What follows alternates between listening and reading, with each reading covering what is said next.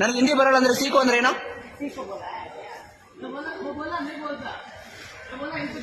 ಏನಂಗಂದ್ರೆ seek ಅಂದ್ರೆ ಏನು madam?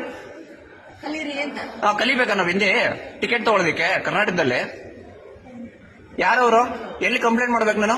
ಏನ್ ಹೇಳಿ, ಮಾತಾಡಿ ಇವಾಗ. ಹೇಳಿ ಹೇಳಿ, ಏನ್ ಹೇಳಿ, ಏನ್ ಹೇಳಿ?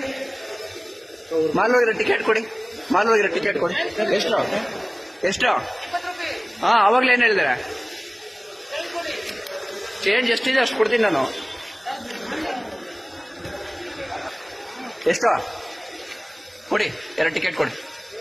ಹಾ, ಕನ್ನಡ ಮಾತಾಡಿಸ್ತೀವಿ, ಎಲ್ಲರ ಹತ್ರ ಕನ್ನಡ ಮಾತಾಡಿಸ್ತೀವಿ.